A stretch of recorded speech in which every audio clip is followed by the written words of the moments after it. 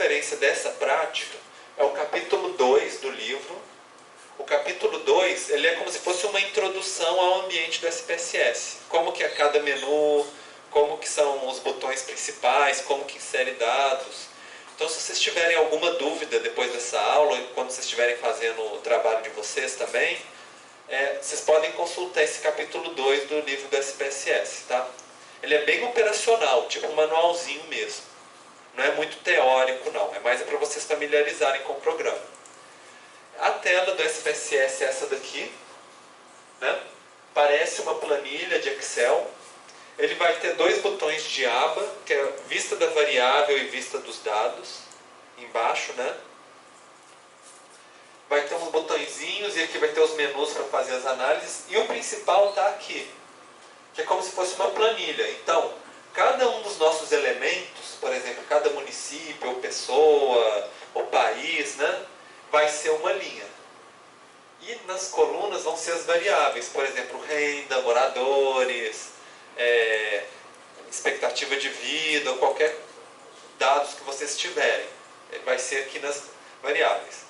E dá para vocês editarem como se fosse uma planilha mesmo. Quem já tem experiência com Excel ou Calc do LibreOffice, tipo, vocês podem inclusive assim, copiar e colar do Excel aqui, daqui para o Excel, ou fazer, né? Ele é uma planilha, um programa de planilha, né, no final das contas.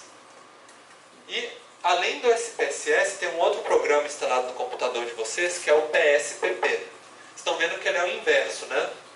SPSS, PSPP. O PSPP, ele é a alternativa livre do SPSS. Só que ele não tem tanta coisa, ele é bem simplesinho. Mas para a aula de hoje dá para fazer. Tudo que a gente for fazer na aula de hoje no SPSS, daria para a gente fazer no PSPP. Tanto que eu coloquei no Tidia também um conjunto de slides, por exemplo, se vocês quiserem fazer as atividades que eu vou dar no final da aula, para vocês fazerem em casa, no computador de vocês em casa, vocês podem instalar o PSPP e fazer, se quiserem, né? Que ele é gratuito, é pequenininho. E assim, mesmo se vocês não baixarem os slides do PSPP, vocês vão ver que a interface é praticamente igual. Então, assim, se eu mostrasse do PSPP aqui, vocês conseguiriam fazer no SPSS e vice-versa. Bom, o SPSS ele tem duas janelas principais, como eu falei para vocês. A de dados e a de variáveis. E ela também tem algumas janelas adicionais, que seria, por exemplo, exibir os resultados, quando você roda uma análise. E ela tem uma janela de sintaxe, que é quando algumas pessoas assim, que já trabalham bastante profissionalmente com estatística, em vez de você ficar apertando um botãozinho, né, aqui assim, você faz tudo por código de programação. E é interessante porque como você fica com as linhas escritas, você pode repetir, por exemplo, várias vezes, padronizar, né, e passar para outra pessoa para ela fazer exatamente a mesma coisa que você fez. Então, a gente vai ver um pouquinho mais para frente, um pouquinho sobre como que funciona essa questão da programação, mas não é o foco do nosso curso, é só para vocês conhecerem que existe mesmo, né? Bom, e tem esses dois painéis principais, né? Visualização de dados e visualização de variável. Normalmente, os nossos dados a gente digita aqui na visualização de dados, e no visualização de variável a gente fala quais são as características de cada variável. É numérica, quantos dígitos, qual que é o nome da nossa variável, é nessa aba de cá. Em geral, a gente começa, quando a gente vai inserir os dados do zero, né? A gente começa criando as nossas variáveis e depois a gente coloca os dados. Quando a gente importa os dados, por exemplo, de uma planilha de Excel ou de um arquivo CSV ou DBF, por exemplo, alguma planilha, é importante, assim, ele já vai importar os dados direto aqui, mas é importante vocês darem uma checada aqui para ver se o SPSS conseguiu entender bem o que é cada dado. Se ele não achou que era uma coisa que era número, ele colocou como texto, por exemplo, né? Então é bom sempre dar uma verificada aqui antes de começar as análises, porque de repente pode dar tudo errado e você nem sabe por quê. Então, vamos começar por essa de cá, né? Por essa janela. Se vocês quiserem clicar no visualização de variável no SPSS, a gente vai ter primeiro o nome da nossa variável, de cada uma. Então, vocês veem, aqui é importante vocês observarem assim, aqui as nossas variáveis estão na coluna, né? No de cá, as nossas variáveis estão na linha. Cada linha é uma variável. Você tem que fazer esse malabarismo na cabeça de vocês, né? De inverter. Então, assim, aqui é o nome de cada variável. Para colocar o nome, tem as mesmas dicas que eu dei para vocês de nome de variável no QGIS na aula passada. No máximo 8 caracteres, não tem espaço em branco, de preferência não ter caractere especial, tipo acento, cedilha, exclamação, ponto, hífen. No máximo a gente coloca o underscore, né? Lembra? B, underscore C, esse pode. Não é o hífen não, tá? É aquela setinha baixa, né? Bom, então aqui a gente coloca um número pequenininho, um nome pequenininho. Aqui a gente vai colocar o tipo de variável. Tem dois tipos básicos que provavelmente vocês só vão trabalhar com ele, que é o número e a sequência de caracteres, que é o texto. Os outros, normalmente eles são números, mas que você quer visualizar de uma maneira diferente. Você quer colocar um cifrãozinho, se for dinheiro. Você quer visualizar com vírgula ou com ponto, por exemplo. Né? Se o separador decimal é vírgula, é ponto. Você quer visualizar como data. Enfim. Mas, em geral, se vocês colocar numérico e sequência de caracteres, já é o suficiente para vocês trabalharem. Não precisa mexer tanto nisso, é mais opcional para visualizar. O rótulo, ele é o nome comprido do nosso nome. É aqui que vocês vão escrever assim, por extenso, porque aí não tem limite de caractere. Então vocês podem escrever com caractere especial e colocar exatamente o que significa essa variável. É importante a gente colocar um rótulo explicativo, porque quando vocês começarem a trabalhar nos dados de vocês, vocês vão ver que a gente começa a criar variável à torta e à direita. Assim, divide por 2, multiplica, divide uma pela outra, soma com a outra. Se você não explicar, não manter uma memória explicando o que elas são, quando chegar no dia seguinte, você vai olhar para uma variável e vai ter escrito assim, dx 3040, aqui, aí você fala, o que é esse negócio dx 3040? Não tem a menor ideia mais, já esqueceu.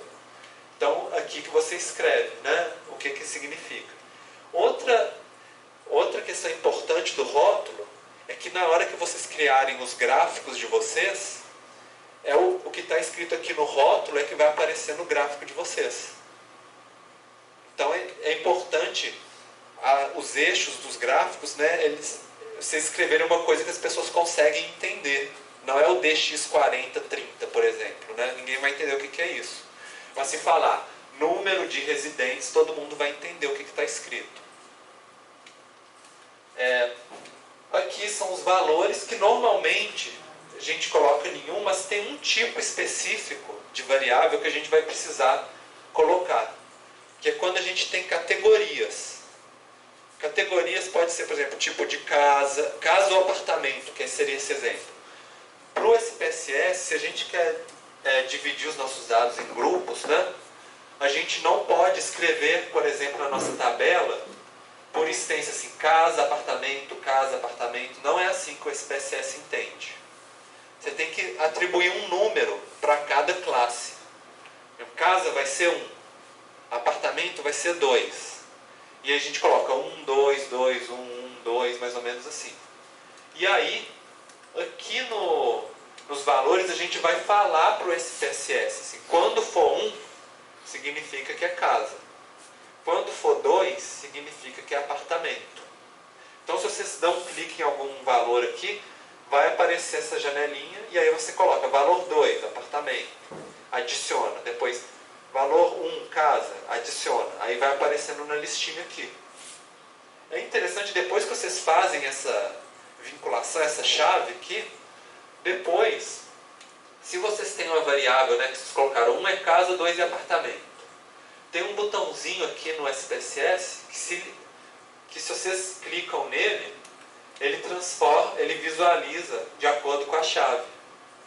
No fundo, na memória continua assim, mas ele coloca aqui só para vocês visualizarem de uma maneira mais amigável. Mas na memória mesmo continua sendo 1 e 2, porque vai precisar disso na hora de fazer as análises estatísticas, tem que ser em formato numérico.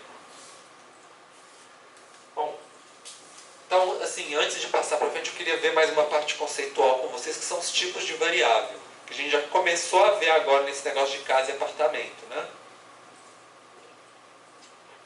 Tem certos tipos de variáveis que a gente chama de nominais, ou categóricos, né? Que é isso quando a gente divide em classe, que é esse exemplo de casa e apartamento. Outro exemplo pode ser, por exemplo, no censo pergunta qual que é a sua origem étnica. A pessoa, pardo, afrodescendente, asiático, né? Então são classes. Uma característica desse tipo de dado é que eles não são ordenados. Quer dizer, porque é casa não significa que é melhor do que apartamento. Porque é asiático não significa que é melhor do que afrodescendente, por exemplo. Na verdade, são só categorias diferentes. A gente não tem nenhuma escala do que é melhor ou pior, né? E no fundo, a gente não atribui nenhum número, né? São classes mesmo. Só que tem uma maneira de que, de repente, uma variável que ela é nominal, a gente consegue transformar ela em número. Que é quando a gente agrega. Por exemplo, falar qual que é a origem étnica para cada pessoa não é um número. Mas se a gente agrupar por município, por exemplo, a gente fala quanto por cento do meu município tem pessoas de origem asiática, por exemplo. Aí a gente transformou, né? O que a gente tinha em classe, a gente conseguiu transformar em porcentagem para uma escala de análise diferente. Além disso, tem um outro tipo de variável que ela é a dicotômica, que é quando aquela pergunta que você pergunta para uma pessoa e a pessoa responde sim ou não. Lá, tipo, você é afrodescendente? Sim ou não? Então, como o SPSS, você não vai escrever sim ou não na tabela. Você vai escrever 0 ou 1, ou 1 ou 2, né? E aí vai fazer a chavinha, né, aqui, para falar o que significa o 0. 0 significa sim, 2 significa não, por exemplo. Ou a forma que vocês preferirem. Mas tem que fazer essa chavinha. Outro tipo de variáveis são as variáveis numéricas. Essas são números, né? Mas tem dois tipos de variáveis numéricas diferentes. Tem a ordinal. Ordinal é quando tem um ranking, por exemplo, né? Então a gente tem um campeonato. Quem ficou em primeiro, segundo ou terceiro? Então a gente sabe que quem ficou em primeiro é melhor do que quem ficou em segundo, né? Só que a gente não sabe a distância que separa o primeiro do segundo e o segundo do terceiro. A distância entre eles é diferente. Então, isso a gente pode pensar numa corrida, por exemplo, né? Pode ser que o segundo chegou quase 1 segundo depois de diferença do primeiro. Mas que o terceiro chegou lá atrás, tipo 30 segundos de diferença. Isso não está informado aqui. Só está informada a posição deles no final. Um outro tipo de variável que a gente chama de intervalo contínuo, esse já fala. Aí seria, por exemplo, quanto tempo que a pessoa demorou para dar uma volta completa para terminar a corrida.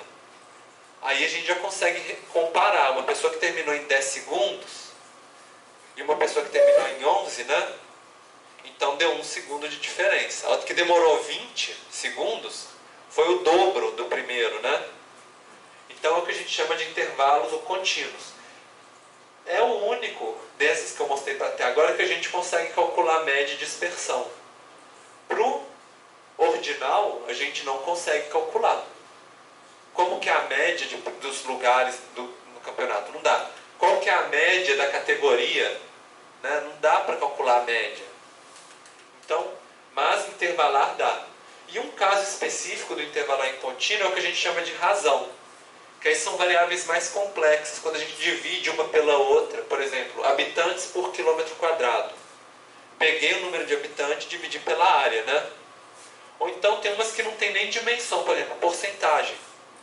Porcentagem de asiáticos no município. Ele não tem uma unidade de medida, né? Mas eles são contínuos, então você pode calcular a média, pode calcular o desvio padrão, do mesmo jeito.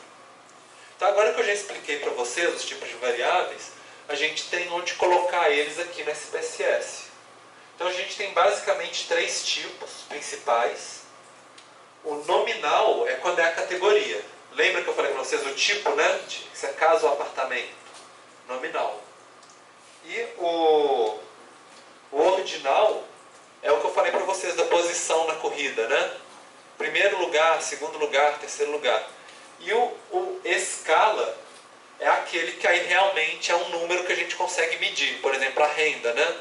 Se uma pessoa ganha 300 e a outra ganha 600, a gente sabe que o que ganha 300 ganha metade, né? E a gente pode calcular uma média das rendas, por exemplo. Então, no nosso caso, o tipo, se é casa ou se é apartamento, é nominal.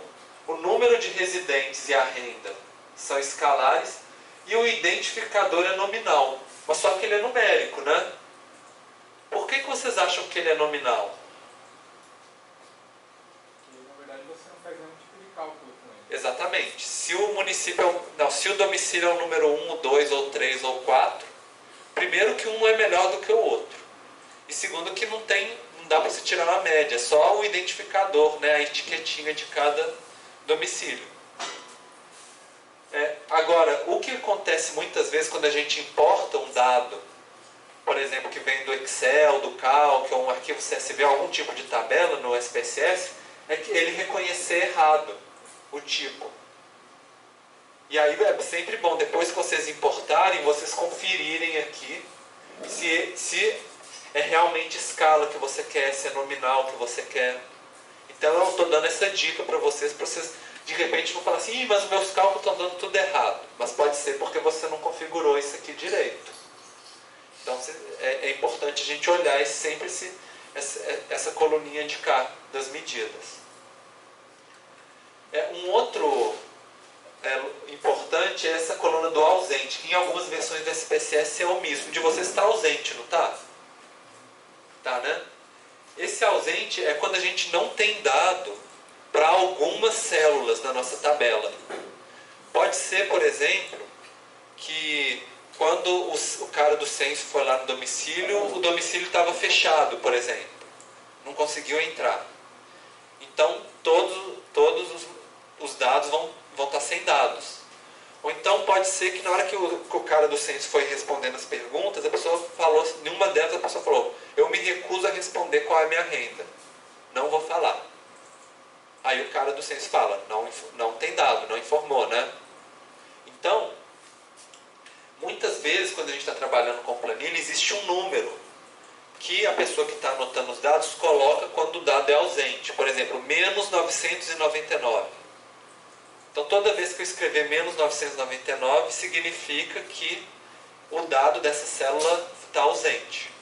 E aí a gente tem que informar para o SPSS isso. Olha, sempre que na tabela tiver menos 999, não vai ter dados. E aí, quando a gente clica aqui, vai ter uma janelinha que vai falar assim, não tem valores omissos, considera todos os valores. Ou fala assim, quando for esses valores aqui, menos 999, ou 999, ou sei lá, menos 10, ou qualquer coisa que vocês quiserem, que convencionar, aí ele não vai considerar esses dados na hora de calcular a média, na hora de calcular desvio padrão, ele vai pular esses que não têm dados. E também pode ser um intervalo, falar assim, entre 1999 e menos 1, por exemplo, todos os números negativos, você não considera para as operações, para as análises. Aí ele não vai considerar. Bom, então assim, agora a gente tem um exercício para vocês fazerem. O exercício para vocês fazerem é vocês escreverem essa base de dados agora entrando manualmente. Primeiro vocês vão criar as variáveis, depois vocês vão visualizar, vocês vão abrir a visualização de dados e vão inserir os valores para cada uma das variáveis. Então isso é mais para vocês familiarizarem com o programa, e aí eu vou estar aqui também ajudando vocês. Quem tiver alguma dúvida é só me chamar que a gente vai aprendendo junto, tá? Então vou dar para vocês uns 5 minutinhos para vocês fazerem esse exercício e construírem a base de dados de vocês, então. Agora que você já preencher a base de dados, a gente vai fazer a nossa primeira análise estatística, usando os temas que a gente aprendeu em aula. Então a gente vai entrar em analisar estatísticas descritivas, frequências. Então, você já tem, né, a base de dados de vocês com os números direitinho, já preenchidos. Aí, estatística descritiva, frequência, vai aparecer essa janela aqui para vocês. O SPSS funciona muito assim, você tem as variáveis aqui, você seleciona elas, clica no botãozinho para passar elas para o lado de cá.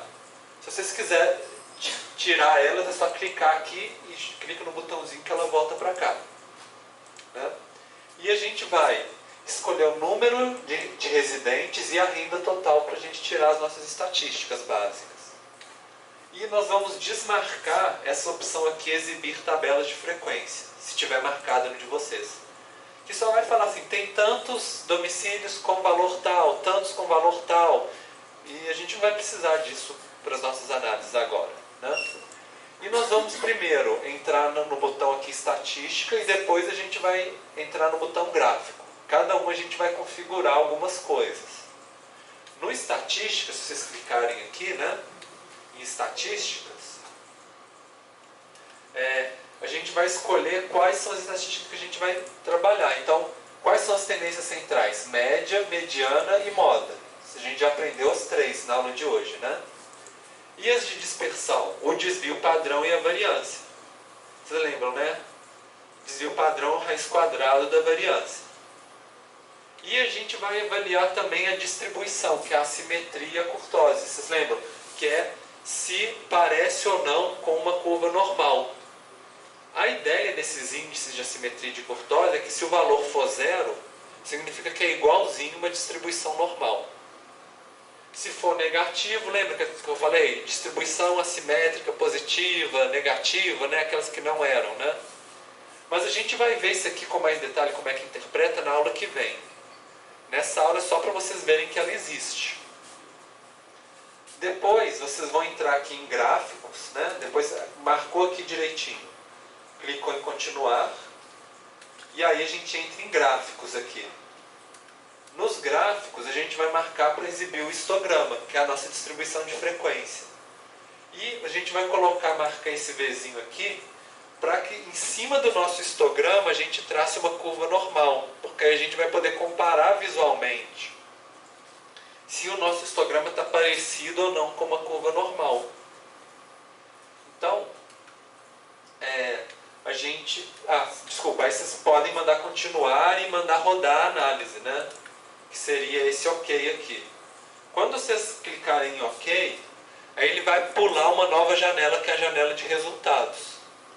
Essa janela de resultados, cada vez que vocês soltarem um resultado novo, ele vai criando mais um aqui, que vocês podem tanto selecionar por aqui, quanto rodar a barrinha de rolagem para cima e para baixo também. Esses dados que aparecem aqui, vocês podem inclusive assim, copiar, por exemplo, para um editor de texto, ou exportar, né, arquivo, exportar, salvar como PDF ou alguma coisa assim, se vocês precisarem para entregar alguma atividade. Bom, aqui a gente tem as nossas medidas, tanto para o número de residentes quanto renda total. Qual que é o número de casos? A média, a mediana, a moda, né? Desvio padrão, variância. Tem aqui tanto a simetria quanto a curtose, para falar assim, olha, o valor não deu zero, deu menos 0,405, o da residentes, e 0,167 da renda total. Depois, na aula que vem, a gente vai interpretar melhor esses valores, mas vocês viram que não deu zero, né? Como não deu zero, não é exatamente uma curva normal. Talvez seja próximo. Bom, esse aqui é o nosso gráfico que ficou o número de residentes, o histograma. Vocês veem que tem mais domicílios, 2 deles, né? Que tem 3 residentes. Vocês acham que... E a nossa curva normal está aqui. Vocês acham que a nossa distribuição se aproxima de uma curva normal?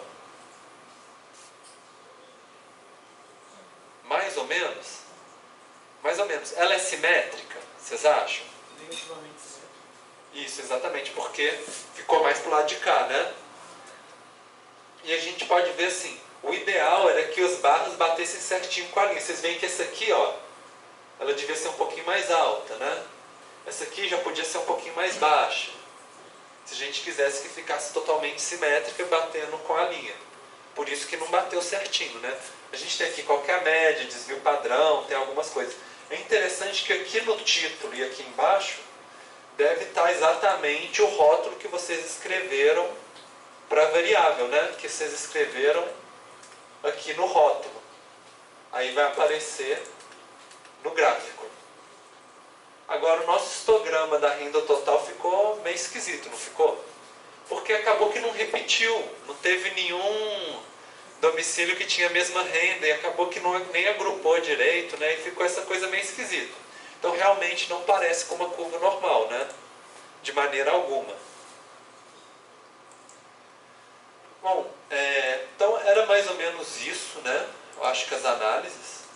E aí só para contar um pouquinho, né? Fazer mais uma piadinha de estatística, né? Chega o rapaz e a moça, eles tentaram, né, namorar e tudo, não estava dando muito certo. Aí o rapaz falou assim, nós podíamos tentar novamente, começar o relacionamento. E a moça fala assim, não, nós devíamos terminar e eu posso provar isso. Olha aqui o gráfico. Nosso relacionamento. Aí o rapaz fala assim, nossa, talvez você esteja certo. Ela fala, eu sabia que tive que te convencer. Aí ele fala assim, não, eu acho que é porque eu podia namorar alguém melhor do que alguém que não coloca os títulos nos eixos do gráfico. Porque, olha só, como é que você entende um gráfico que não tem eixo? Isso aqui pode ser qualquer coisa, né? Pode ser quantidade de brigas, pode ser o tempo junto, pode ser frequência, pode ser uma outra coisa. Então, para vocês para vocês lembrarem que na hora de vocês fazerem as análises de vocês, olha se os gráficos de vocês estão com as informações nos eixos, né? E que dá para vocês entenderem os gráficos que vocês produzirem, para que se outra pessoa for ler o gráfico que vocês fizeram. Bom, ia ter a nossa atividade para a aula que vem. Então, a ideia é que fosse até quinta-feira. Mas eu vou fazer do mesmo jeito da semana passada. Eu vou estender até terça-feira que vem. Tá? Só que aí na quinta-feira a gente vai ter um outro exercício já. Então quem já puder ir fazendo, já adianta, né? Porque no final vai ficar tudo para terça-feira que vem. Isso mais é porque assim, o pessoal que normalmente só tem o tempo mais no final de semana e tudo, então pelo menos eu dou uma flexibilidade para vocês. Então tem 7 perguntas que são teóricas, que é mais ou menos o que a gente viu em aula, por que nós utilizamos a amostra, se a média é representativa ou não, como que é a característica da distribuição normal, qual que é a diferença entre frequência e probabilidade, o que é a distribuição normal padrão, para que serve, o que é o score Z, como que calcula, o que esses valores, né, são importantes, 1,96, 2,98, 3,29, tudo isso vocês já viram. Se vocês tiverem dificuldade, vocês podem voltar no slide. Tem lá no capítulo, vocês já fizeram o resumo, né, do primeiro capítulo. Então, vocês têm todas as condições de pegar essas informações. E isso é individual, para vocês fazerem. E a outra coisa também individual é vocês entrarem no SPSS ou no PSPP, né, se vocês quiserem fazer de casa no programa livre. E digitar essa base de dados, que seriam a idade, como que certas pessoas entraram no mercado de trabalho, e aí vocês calcularem moda, média, mediana, variância, desvio padrão e fazer o histograma. Tudo isso que vocês já fizeram agora na aula prática sobre o SPSS. Então também não tem segredo nenhum, é para vocês treinarem um pouquinho fora da aula, né? Para vocês pegarem um pouquinho de prática. Então, esse era mais ou menos o tema da aula. Agora vocês já podem sonhar com a estatística, com os gráficos, vocês já sabem fazer.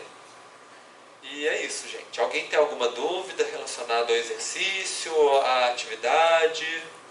Para quinta-feira a atividade, então. Não, eu vou marcar, tá lá no Tidia, aberto para terça-feira, tá? Mas assim, quem já puder ir fazendo já é bom, porque quinta-feira vai ter mais uma outra atividade. Tá? Então é mais ou menos isso.